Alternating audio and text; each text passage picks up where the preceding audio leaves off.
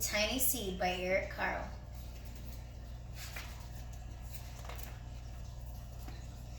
It is autumn. A strong wind is blowing. It blows flower seeds high in the air and carries them far across the land. One of the seeds is tiny, smaller than any of the others. Will it be able to keep up with the others? And where are they all going? One of the seeds flies higher than the others. Up, up it goes. It flies too high and the sun's hot rays burn it up. But the tiny seed sails on with the others. Another seed lands on a tall and icy mountain. The ice never melts and the seed cannot grow. The rest of the seeds fly on, but the tiny seed does not go as fast as the others. And now they fly over the ocean. One seed falls into the water and drowns. The others sail on with the wind. The tiny seed does not go as high as the others. One seed drifts down onto the desert. It is hot and dry, and the seed cannot grow. Now the tiny seed is flying very low, but the wind pushes it on with the others. Finally, the wind stops, and the seeds fall gently down on the ground. A bird comes by and eats one seed. The tiny seed is not eaten. It is so small that the bird doesn't even see it. Now it is winter.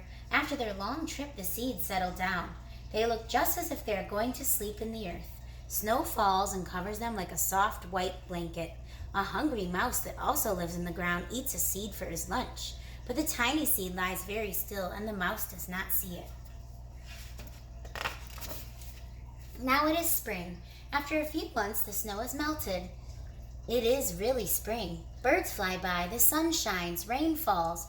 The seed grows round and full. They start to burst open a little. Now they are not seeds anymore. They are plants. First they send roots down into the earth. Then their little stems and leaves begin to grow up toward the sun and air. There is another plant that grows much faster than the new little plants. It is a big fat weed, and it takes all the sunlight and the rain away from one of the small new plants, and that little plant dies. The tiny seed hasn't begun to grow yet. It will be too late. Hurry! But finally it too starts to grow into a plant. The warm weather also brings the children out to play. They too have been waiting for the sun in the springtime. One child doesn't see the plants as he runs along, and oh, he breaks one. Now it cannot grow anymore. The tiny plant that grew from the tiny seed is growing fast, but its neighbor grows even faster.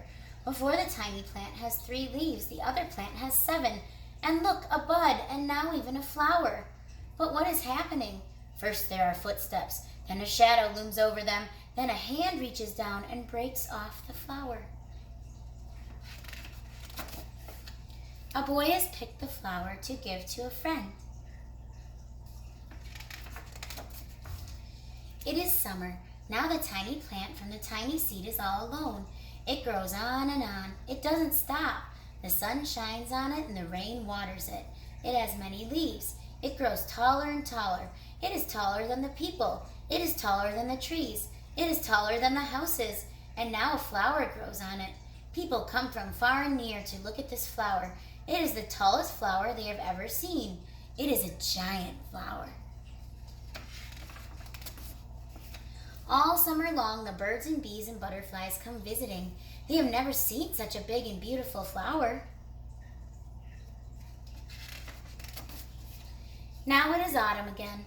The days grow shorter, the nights grow cooler, and the wind carries yellow and red leaves past the flower.